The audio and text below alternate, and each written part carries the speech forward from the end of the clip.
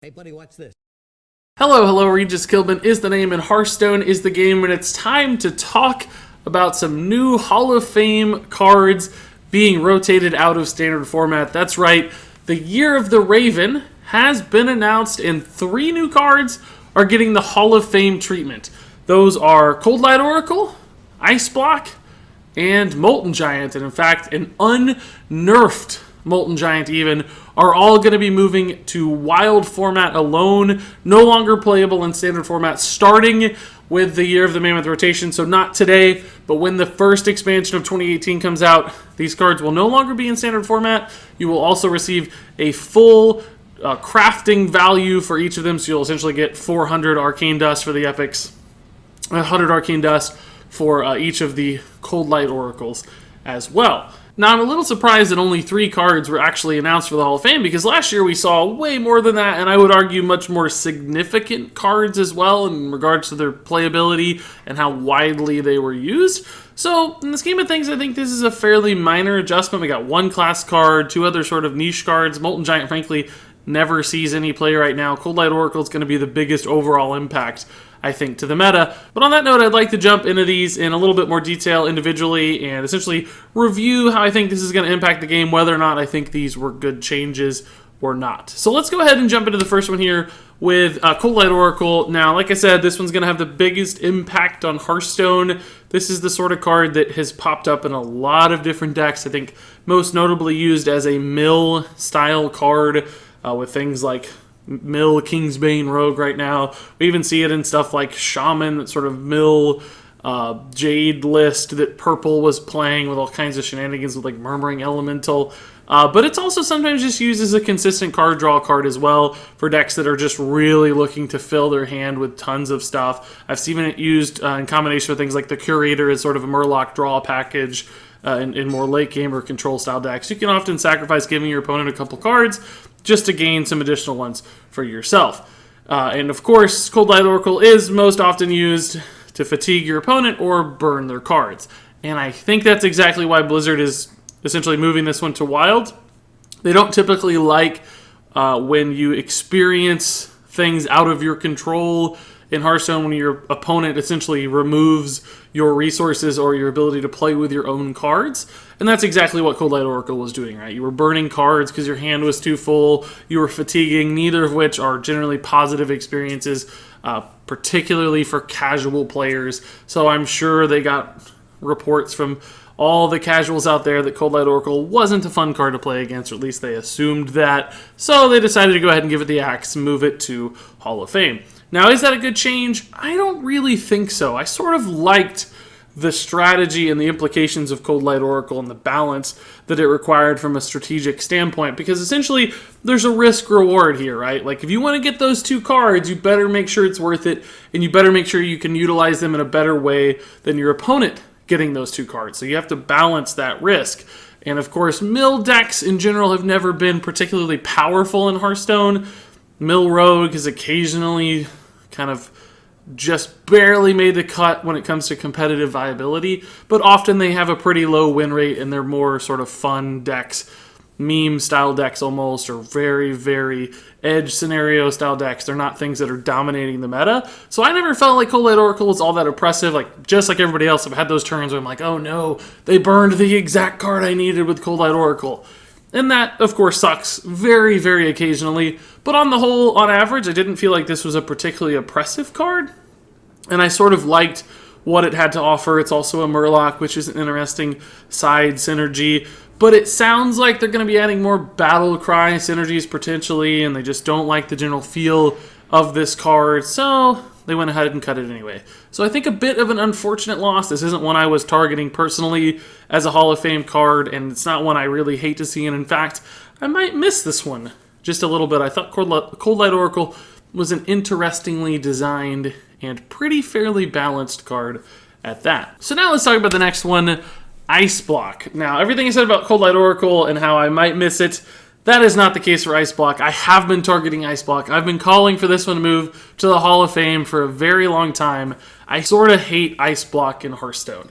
I just think the fact that it denies sort of the core central gameplay mechanic of Hearthstone, which is reducing your opponent's health to 0, when Ice Block completely shuts that out, that's awfully frustrating. And of course, this encourages a lot of style of play too that's not very fun to play against, where your opponent just stalls and stalls and stalls and stalls, and you never actually get to interact with them or do anything. They just freeze your board out, they freeze their face out so you can't actually kill them, they get multiple ice blocks in a single game, sometimes with card generation even getting 3 or 4 ice blocks, and then eventually you just die to some absurd combo like the Exodia style mage with Archmage Antonitis and Infinite Fireballs. And that's not fun for me, and it's not fun for anybody else except for maybe the guy playing Ice Block. And frankly, ever since this card's been around, there's always been some variant of Mage that utilized Ice Block in a pretty powerful way, and it's usually some sort of combo burst damage style. Right now, most commonly, it's played a little bit in Secret Mage just to give them a couple extra turns, and more consistently activate Medivh's Valet and try to find the burst damage to kill their opponent while surviving behind an ice block. Historically used in things like Freeze Mage at a very competitive level for basically the exact same thing by themselves. A few extra turns, look for combo lethal damage.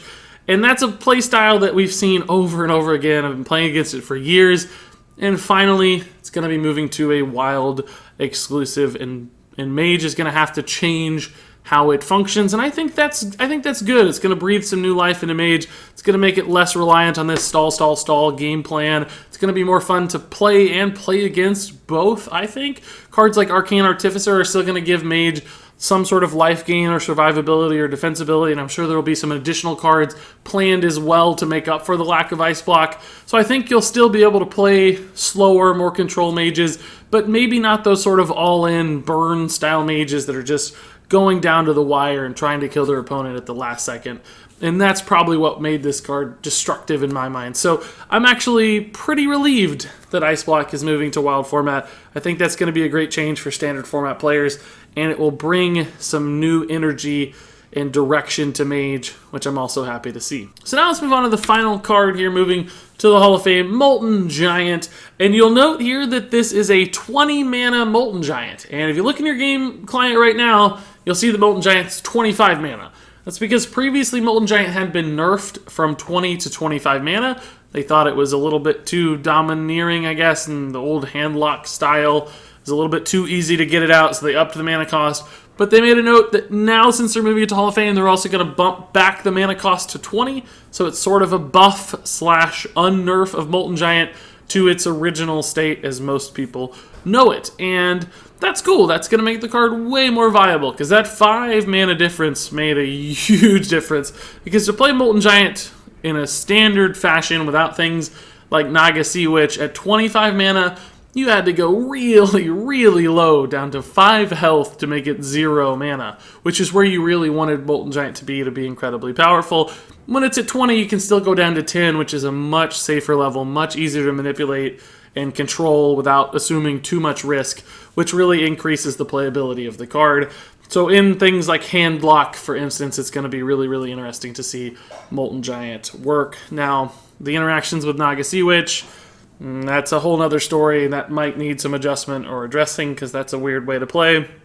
Probably not particularly healthy in a Wild format, but this is still a good change in a vacuum, right? We shouldn't judge Molten Giant based on some other card or some other ridiculous synergy.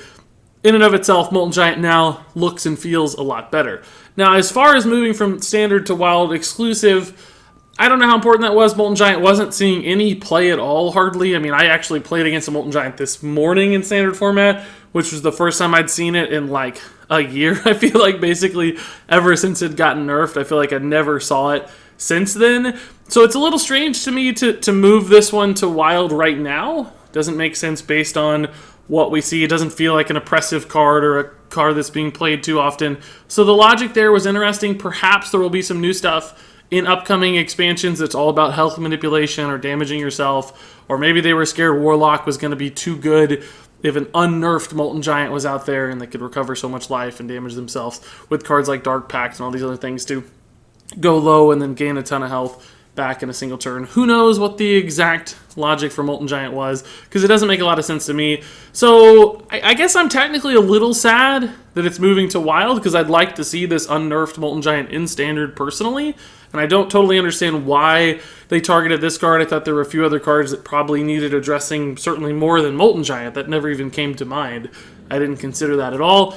But here we are, Molten Giant getting buffed and moving to Wild format as a part of the Hall of Fame. So, see ya, Molten Giant. I guess I'll miss you. I sure had some fun back in the day with you in Handlock, and I would sure like to try that again in Wild now that you've been unnerfed, but I guess I won't be seeing you in Standard anytime soon.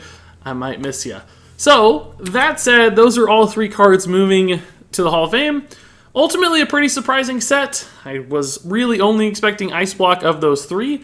I thought we'd see more cards. I thought there'd be some other things, like perhaps Preparation or even Gadgetzan Auctioneer. Some people were throwing out Divine Favor as a potential target. A lot of stuff was mentioned by the community at large. Certainly not Coldlight Oracle and Molten Giant that I ever heard. So an interesting take there by Blizzard. All that said, I'm curious what you guys think. Were these the right cards to get Hall of Famed? Are they absolutely crazy for moving these to the Hall of Fame? Are you happy? Are you sad? Share your take in the comments below. I'm very curious what you guys have to say. But until then, thank you so much for watching. And until next time, game on.